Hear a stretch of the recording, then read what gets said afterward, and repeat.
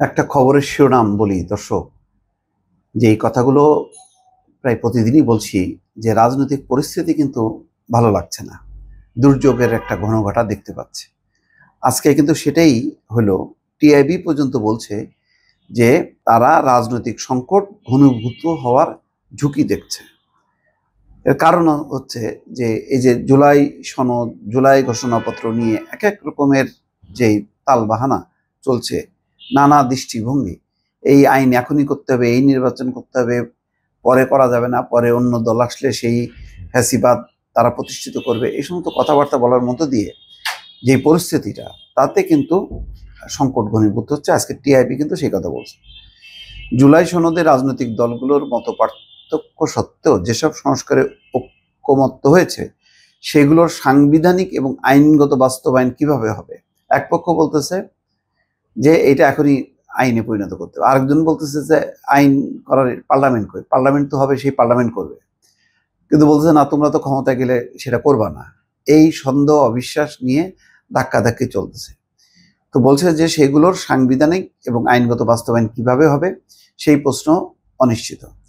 ফলে সংস্কারের আশায় ধাক্কা লাগতে পারে, রাজনৈতিক সংকট ঘনীভূত হওয়ার ঝুঁকি থেকে যাচ্ছে। টিআইবির গবেষণা প্রতিবেদনে এই কথা বলছে। গবেষণা শিরোনাম কর্তৃত্ববাদী সরকার পতন পরবর্তী 1 বছর প্রাপ্তি প্রত্যাশা। তাহলে এই যদি হয় যে এটা ইফতেকারও যেমন প্রকাশ করছে, পর্যবেক্ষণে বলা হচ্ছে বিচার, নির্বাচন, রাষ্ট্র সংস্কার সহ নানা ক্ষেত্রে উদ্যোগ নেওয়া হলেও অন্তর্বর্তী সরকার বিগত 1 বছর বড় ধরনের চ্যালেঞ্জের মুখে পড়েছে। সুশাসনের আলোকে বিচার এবং প্রশাসন সহ গুরুত্বপূর্ণ খাতে বেশ কিছু ঘাটতি দেখা দিয়েছে। এতে দুর্নীতিমুক্ত জবাবদিহিমূলক সরকার গঠনের যে প্রত্যাশা, বাস্তবে তা পূরণ হয়নি। পর্যবেক্ষণ অনুযায়ী সংস্কার কমিশনগুলোর যেসব সুপারিশ দিয়েছে, সেগুলো বাস্তবায়নে উল্লেখযোগ্য অগ্রগতি নেই। কোথাও কোথাও কিছু সুপারিশ বেছে নেওয়া হয়েছে, আবার অনেক জায়গায় আমলাতান্ত্রিক জটিলতা বাধা হয়ে দাঁড়িয়েছে। সরকার কোনো স্পষ্ট রোডম্যাপ বা পরিকল্পনা প্রকাশ না করায় বিভিন্ন সময় জনগণ এবং অংশীজনদের আস্থার সংকট তৈরি হয়েছে।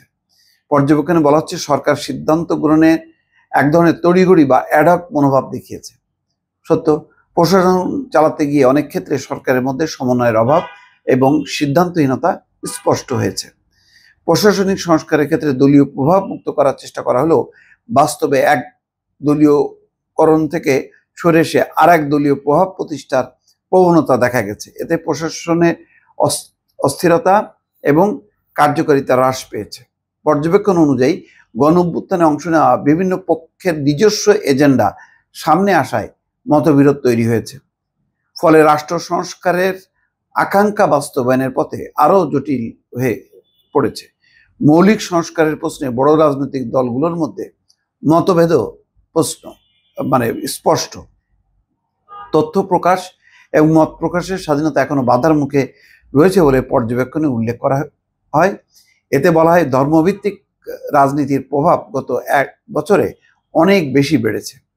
অনেক ক্ষেত্রে সহিংসতা, বল প্রয়োগের কারণে নারীর অধিকার, ধর্মীয় এবং সাংস্কৃতিক বৈচিত্র্য হুমকির মুখে পড়েছে, যা বৈষম্য বিরোধী চেতনার সঙ্গে সাংঘর্ষিক।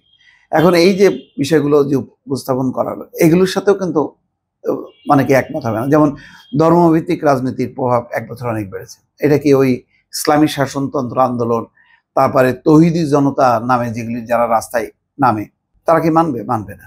তারা মনে করবে না, এটাই তো ইসলাম, এইটাই মানতে হবে। এই জন্য অনেক ক্ষেত্রে সহিংসতা এবং বল প্রয়োগের কারণে নারীর অধিকার, ধর্মীয় এবং সাংস্কৃতিক বৈচিত্র্য হুমকির মুখে পড়েছে। নাট্যাঙ্গন হুমকির মুখে। নাট্যের শিল্পীরা তারা শোরুম উদ্বোধন করতে যেয়ে তৌহিদি জনতার মুখে পড়ছে।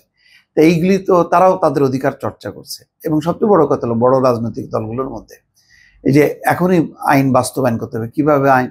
একটা পার্লামেন্ট নাই, সরকার ওই ইন্টারিমে একটা গভর্নমেন্ট সে আইন বাস্তবায়ন করে দেবে। নানান কারণে কিন্তু অস্থিরতা, দোদুল্যমনতা তৈরি হয়েছে 1 বছরের মাথায় এসেও।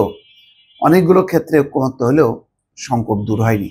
সেই কারণে আমি বারবার বলি যে অন্তত একটা ক্ষেত্রে ঐকমত্য তৈরি করার দরকার ছিল।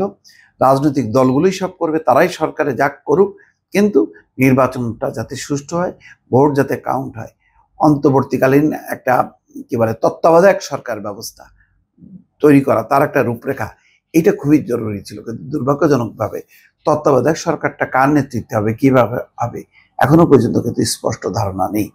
ফলে সংকট কোন দিক দিয়ে আসবে বোঝা যাচ্ছে না। কিছুক্ষণ আগে স্ক্রলে দেখছি যে জুলাই ঘোষণাপত্রের যেই অনুষ্ঠান, সেই অনুষ্ঠানে তারা আমন্ত্রণ পায়নি, অথচ 8 জোড়া ট্রেন 30 লক্ষ টাকা দিয়ে ভাড়া করছে। কোন ছাত্র জনতা আসবে, কাদেরকে দাওয়াত দেবে, কে কি হবে, কেন এই ধরনের আয়োজন, সেগুলো কিন্তু রাজনৈতিক দলগুলোর কাছেও স্পষ্ট না। ভালো থাকবেন, আল্লাহ হাফেজ।